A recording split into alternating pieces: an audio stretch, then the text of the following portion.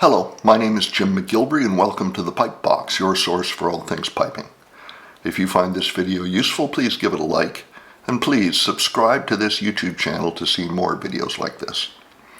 We're going to go over some exercises today, and you can print out the music for these exercises by going back to the description of this video on my YouTube channel. You'll see a link to a PDF there. Today I would like to talk to you about the high G doubling, this movement.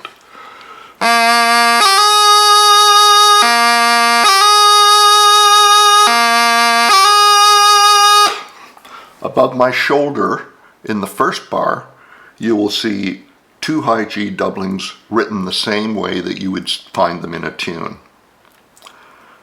In the second bar, you see the high G doubling written expanded. So a high G doubling is essentially two high Gs with a small F grace note in the middle, like this.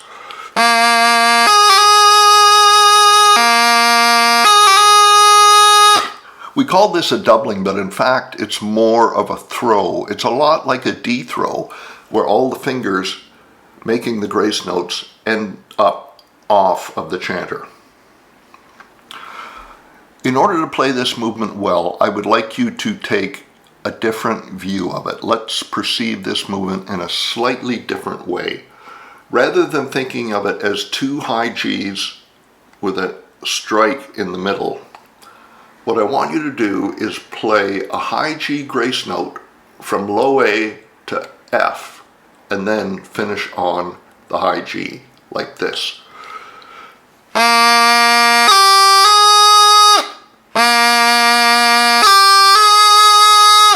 So the key at this point now is to play, once you hit the F, to make that F as short as possible.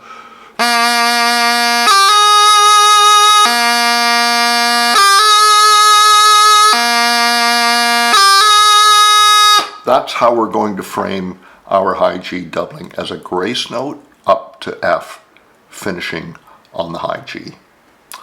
I have 3 high G doubling exercises for you. Let's hear the first one now.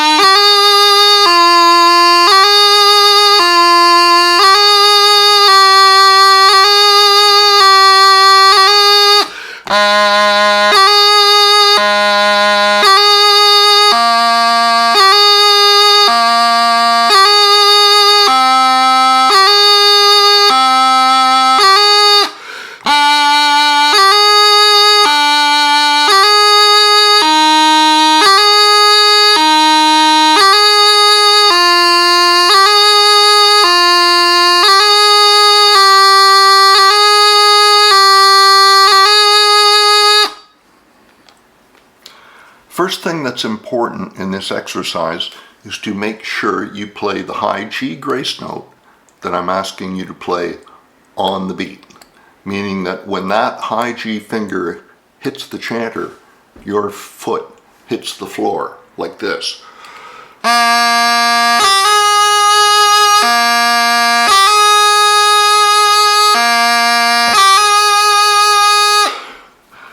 Take this exercise as slowly as you need to play a good, solid doubling. Tap your foot as you play it. Tap your foot twice in each bar. Watch for crossing noises, particularly when you're going from the bottom hand notes up to high G. Crossing noises tend to find their way into flips between hands. So that's the high G doubling in a very simple context, even notes. Do, bree, do, bree. In truth, in our tunes, we don't very often encounter tunes with lots of notes that are exactly the same length. There are cut notes and there are short notes. So we have to learn how to play our high G doubling after a short note. So Let's listen to our second exercise.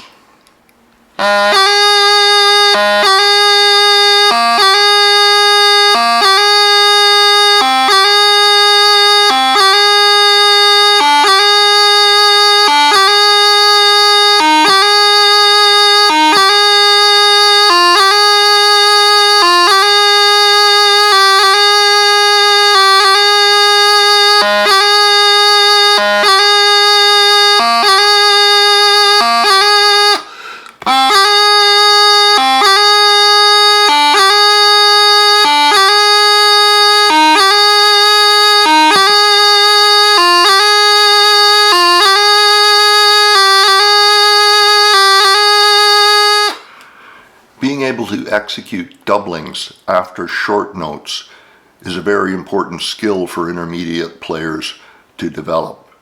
Make sure you hold the long note as long as you can and just touch that short note before the doubling.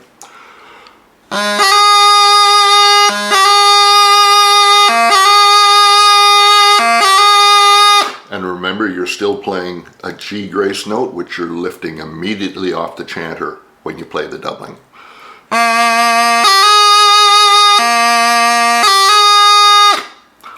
Let's take this work around long and short notes one step further. I'm going to give you our third exercise, which is a kind of tune simulation.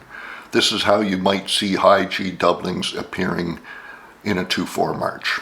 Here's the exercise.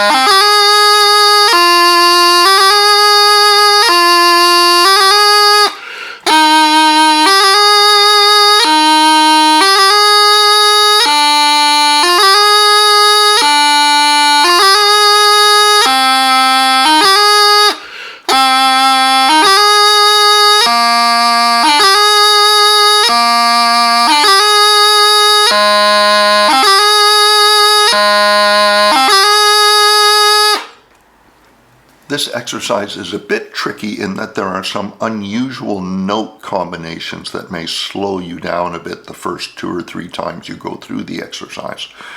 There are also some D grace notes on short notes in the last 4 bars that you may find a bit tricky as well.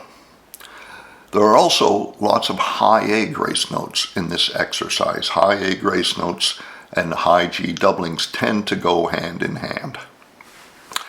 Take this exercise as slowly as you need to. Point the long note, play the short note as short as you possibly can before the doubling.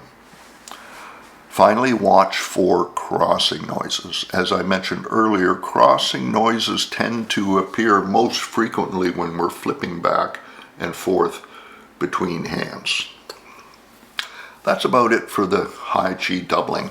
You can find out more about the high G doubling and all the other doublings as well by looking at my rhythmic fingerwork technical tutor, which is available from myself and most dealers worldwide.